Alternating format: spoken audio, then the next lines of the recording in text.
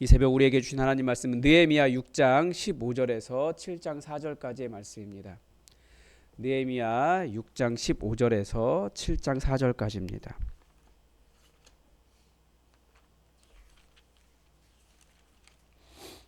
우리 하나님의 말씀을 다 함께 받들어 읽겠습니다. 성벽 역사가 52일 만인 엘루월 25일에 끝남에 우리의 모든 대적과 주위에 있는 이방 족속들이 이를 듣고 다 두려워하여 크게 낙담하였으니 그들이 우리 하나님께서 이 역사를 이루신 것을 알미니라. 또한 그때 유다의 귀족들이 여러 번 도비아에게 편지하였고 도비아의 편지도 그들에게 이르렀으니 도비아는 아라의 아들 스가냐의 사위가 되었고 도비아의 아들 여호야난의 베레가의 아들 무술람의 딸을 아내로 맞이하였으므로 유다에서 그와 동맹한 자가 많음이라. 그들이 도비아의 선행을 내 앞에 말하고 또 내 말도 그에게 전하매 도비아가 내게 편지하여 나를 두렵게 하고자 하였느니라. 성벽이 건축됨에 문짝을 달고 문지기와 노래하는 자들과 레위 사람들을 세운 후에 내 아우 하나니와 영문의 관원 하나냐가 함께 예루살렘을 다스리게 하였는데 하냐나는 충성스러운 사람이요 하나님을 경외함이 무리 중에서 뛰어난 자라.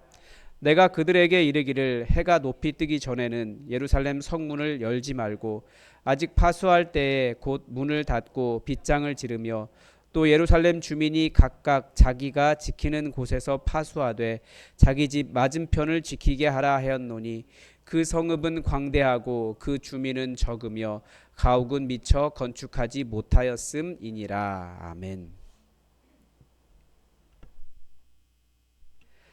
우리 교회는 특수한 상황 때문에 어떤 특정 교단에 가입되어 있지 않습니다. 그런데 마음 안에는 다들 보니까 장로교 정치 원리를 품고 있어요. 사실 우리나라 성도들은 이 교단의 특징을 잘 알지 못합니다. 그냥 다 똑같이 그 성도들에게는 그렇게 중요한 문제가 아닐 수도 있기 때문에 그래요. 목사님들도 각 교단의 신학은 알지만 목사님 그 정치 원리는 잘 모릅니다. 이 대표적으로 감독제와 장로 체제 자체도 잘 분별하기가 어렵죠. 장로교는 이 감독제 같은 경우에는 감독이 그러니까 그 담임 목사님이라고 보통 생각하면 되죠. 그 감독이 전권을 다 가지고 있습니다. 그래서 장로님들의 모임도 그 담임 목사님 아래에 있어서 목사님의 사역을 보필하도록 되어 있습니다. 장로교는 장로들의 모임인 노회 아래에 속한 교회를 한 명의 목사님에게 위임하고 그 교회의 장로들과 연합하여 교회를 운영하도록 했습니다. 그래서 장로교는 담임 목사님과 장로님들이 이렇게 동등한 위치에 있습니다. 이전에는 교회를 교회가 나뉜 이유, 뭐 교단이 나뉜 이유를 성경에 대한 해석 때문이다, 신학 때문이다 이렇게 말했는데 요즘에는 정치 때문에 나눈다라고 말할 정도입니다. 그러니까 이 세상 정치가 교회 안에 굉장히 많이 들어와 있는 거죠. 그래서 마치 목사는 대통령으로 장로님들은 대통령을 견제하는 국회의원 정도로 생각합니다. 이건 정말 가슴을 치고 통탄할 일입니다. 교회를 권력과 견제의 관계로 생각하는 거예요. 그게 바로 세상의 교회 안에 들어와 있는 거예요. 그렇게 한다면 교회는 의미가 없는 곳입니다. 예수님께서 너희는 그렇지 않아야 한다라고 하신 말씀을 헌시자처럼 버린 것이고 우리 주님의 뜻이 아니라 세상 정치를 따라 교회를 운영하는 것에 불과합니다. 거기는 교회가 아닌 거예요. 교회의 지도자들이 세워진 이유는 그 교회의 현재와 미래를 책임지는 것입니다. 어떻게 하면 부르심과 택하심을 이루어 예수 그리스도의 몸이 될 수 있을까? 이것을 위해서 현재와 미래를 책임지는 지도자들인 거죠. 그래서 교회의 지도자들은 어떻게 하면 함께 더불어 연합해서 한 마음으로 교회를 세우고 어떻게 하면 이 교회가 유지되고 어떻게 하면 교회의 미래를 번영으로 이끌 것인가, 이것을 책임지는 사람들이 함께 연합해서 그 일을 하는 사람들이 이 목사와 장로여야 되는데 권력의 견제 관계로 한다면 그냥 뭐 이 나라 자체가 이미 그렇게 충분히 서 있는 거죠. 교회는 그렇지 않아야 되는 곳입니다. 그래서 학개서도 느헤미야서도 다 성전이 세워지지 않고 성벽이 무너지는 이유는 공동체 안에 세워진 자신의 존재 이유를 모르는 내부의 문제 때문이다. 이것을 지적하고 있습니다. 하나님 나라에 우선순위를 두지 않는 사람들 때문이다 라고 말하는 거죠. 느헤미야는 무너진 성벽을 세우기 위해 편안한 삶을 버리고 공동체의 안위와 번영을 추구한 진짜 지도자입니다. 이기적인 지도자들과 달랐습니다. 새로 성을 만들면서 땅이 생기니까 어떤 사람들은 힘과 권력이 있으니까 그 땅 자기 것으로 했지만 느헤미야는 그런 일도 하지 않았습니다. 녹도 받지 않았고요. 어떻게든지 일하는 사람들 편에 서서 그들의 수고를 위로하고 그들에게 맛있는 것, 좋은 것, 잘 먹이려고 애쓴 사람이 느헤미야였습니다. 그래서 우리는 계속해서 느헤미야를 통해서 진정한 지도자의 자세를 배우게 됩니다. 그러니까 느헤미야는 어떻게든 예루살렘 하나님의 도성을 세우고 지키려고 한 것이죠. 그런데 하나님의 도성은 절대 지도자 한 사람만의 열정으로만 지켜지지 않는다라는 것을 볼 수 있습니다. 드디어 성벽이 52일 만에 완성이 되었다라고 되어 있습니다. 그러니까 얼마나 이 사람들이 애를 쓰고 집중해서 이 일을 완성했는지 알 수 있습니다. 엘룰럴에 완공되었다라고 하는데 엘룰럴은 유대 종교력으로 6월이고 우리 달력으로 하는 8월 중순에서 9월 중순입니다. 그러니까 추수하는 시기에 해당하죠. 그러니까 굉장히 일손이 바쁜 상황에서도 일을 해야 되는 상황에서도 어떻게든지 성벽 재건이 먼저다라고 한 것입니다. 느헤미야, 학계 다 이야기하는 것이 무엇입니까? 내부의 적은 무엇입니까? 하나님의 일에 우선순위를 두지 않는 일에 그것이 내부의 적이라고 이야기하고 있는 거예요. 분명히 이렇게 성벽 같이 짓자라고 하면 어떤 사람은 딴 거 하자고 지금 내가 바쁘다고 그렇게 이야기했을 거예요. 그런데 이 감격스러운 성벽의 재건은 이 무너진 성벽의 틈을 메꾸는 일은 정말 자신의 일보다 우선하며 내 먹는 일보다 우선하며 하나님의 성벽을 향해 나아왔던 사람들 때문에 가능했다라는 거죠.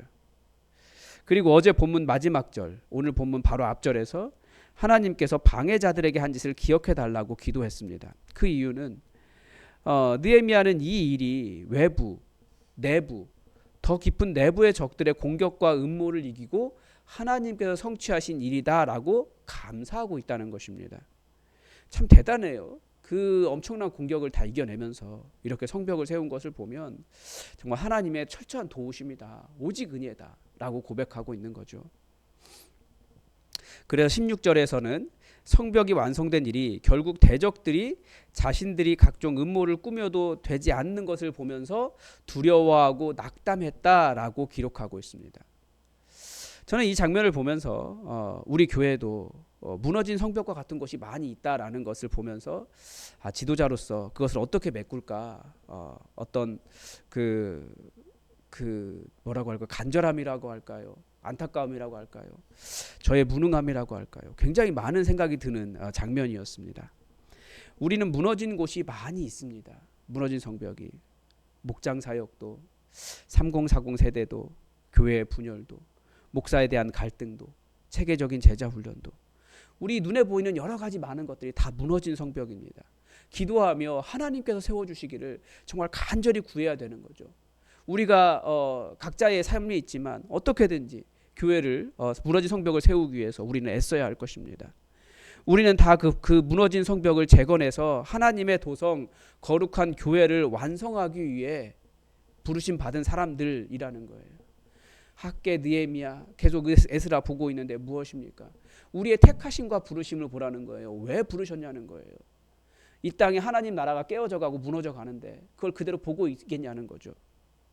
그것을 보지 않고 내 삶만 바라보고 있다면 우리는 깊이 반성해야 될 것입니다. 우리도 느헤미야처럼 기도하며 하나님 여기가 무너졌습니다. 여기를 세워주십시오. 하나님 우리의 손이 연약합니다. 우리의 손에 힘을 주십시오. 우리에게도 대적이 있습니다. 넉넉하게 이겨나가게 해주십시오. 우리의 택하심과 부르심을 보면서 무너진 성전과 무너진 성벽이 무엇인지 알게 하시고 그것을 세워나갈 수 있게 해주십시오. 우리 그렇게 기도하며 우리 함께 교회를 이뤄가야 될 것입니다. 느헤미야의 그런 노력은 이제 어떻게 되냐면 파수꾼을 세웁니다. 해가 중천에 뜰 때까지 성문을 열지 않는 것이었습니다. 왜냐하면 성은 컸지만 지킬 만한 군대가 부족했기 때문에 그래요. 우리 교회도 그렇습니다. 우리 교회는 제가 보기에 큰 교회예요. 이건. 그런데 목회자가 부족하죠. 어떻게 해야 될까요? 사실 전통적으로 장로교 교회의 핵심 사역자들은 장로님입니다. 성도들을 돌보기 위해 교회를 맡아 신방하고 영적인 권위를 행사하며 권면했습니다. 제자 훈련을 하고 성도들에게 복음을 전하도록 격려했고 성도들의 삶을 돌보는 일이 장로님들의 일입니다. 사역으로 다시 말씀드리지만 교회 안에 세속 정치가 들어와 있어서 목사를 견제하는 일을 핵심 사역으로 생각하는데 큰 오해입니다. 장로교 정치 원리를 아주 모르는 거예요. 여러분, 목사가 사역을 하려고 하지 않으려면 어떻게 해야 될까요? 여러분, 그런 목사 가만히 놔두시겠습니까? 마찬가지예요. 장로님들도 성도들의 삶을 돌보지 않는다면, 제자 훈련을 하지 않는다면, 복음을 전하는 일에 우선하지 않는다면, 성도들의 삶에 관심이 없다면 사역을 하지 않는 것입니다. 교회를 지키는 파수꾼이 파수하지 않으면 성벽이 무너지는 것과 똑같은 거죠. 아무리 성벽을 세워봐야 그 성 다시 무너지는 거예요. 느헤미야가 바로 그런 지도자를 그 성에 세웁니다. 하나니와 하나냐였습니다. 이들이 그 위치에 세워진 이유가 무엇입니까? 다른 지도자들처럼 도비야와 함께 어떤 그 권모술수를 부리고 악한 자인데 선행이 있다라고 느헤미야에게 계속해서 이야기하고, 그리고 자기가 힘이 있다고 하면서 느헤미야 지도자를 두렵게 하고, 그런 사람이 아니라 충성스럽고 하나님을 경외하는 자였다라고 되어 있습니다. 하나는 성품이고 하나는 신앙이었습니다. 절대 세상의 지위가 아니었다라는 거죠. 이 사람들을 세우기 전에 도비야를 먼저 이야기하는 이유가 무엇이겠습니까? 도비야가 그 일 하고 싶었던 거죠. 그 사람이 그 지역에서 힘 좀 쓰는 사람이었고, 고위 관리들, 유력자들과 인척관계를 맺고 있었고, 계속해서 느헤미야를 두렵게 하는 사람이었습니다. 자기가 방해할 수 있다라는 거예요. 일반적으로 생각하면 그 도비야가 예루살렘의 지도자로 세워지는 것이 맞습니다. 그러나 느헤미야는 충성스럽고 하나님을 경외하는 자, 성품과 신앙이 있는 사람을 그 성의 지도자로 세웠습니다. 자신의 영달과 자신의 자존심과 자신의 영향력이 자부심인 사람이 지도자로 세워지면 성벽을 세워도 공동체는 무너지는 거예요.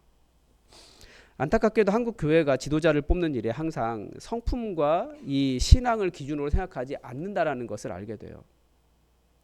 예를 들면 교회들이 담임 목사님을 청빙할 때도 어느 대학 나왔냐, 얼마나 큰 교회에서 커리어를 쌓았느냐, 이런 기준을 가지고 있습니다. 최근에 지방의 큰 교회가 담임 목사님을 청빙하는데 어떤 목사님 아냐고 저에게 물어봤어요. 저희 동기니까. 제가 그 목사님을 어떻게 평가할 수 있겠습니까? 대신 장로님 교회가 사람을 뽑는 기준이 무엇이냐고 제가 물어보았습니다. 왜냐하면 결국 외적 기준을 뽑았기 때문에 크게 실망해서 다시 담임 목사님을 청빙하는 과정이었거든요. 그런데 똑같은 기준을 가지고 그것을 제시하고 있는 것을 보면서 동일한 실수를 반복하게 될 것이라고, 그것이 장로님 교회의 수준이라고 제가 말했습니다. 결국 교회 지도자, 목사와 장로님의 수준은 그 사람을 선출한 그 교회의 수준이라고 말씀드린 거예요. 목사님이 없다라고 말하지 말고 본인들의 수준을 생각해 보라는 거죠. 왜 그런 기준을 선택하는지. 교회 지도자가 세워지는 것은 성품과 신앙이라는 거예요. 이것을 놓치면 성벽 세워도 무너진다고요. 느헤미야는 또한 군인이 부족하기 때문에 직접 성을 지키도록 했습니다. 그런데 독특한 표현이 나와요. 바로 자신의 집을 지키는 것이 아니라 자기 앞집을 지키도록 했습니다. 이 부분이 매우 독특합니다. 여러분이 성을 지킨다면, 여러분이 구역을 나눠 지킨다면 여러분은 무엇을 지키겠습니까? 다 내 집을 지킬 겁니다. 그런데 진짜 공동체는 자기 앞집을 지키는 거예요.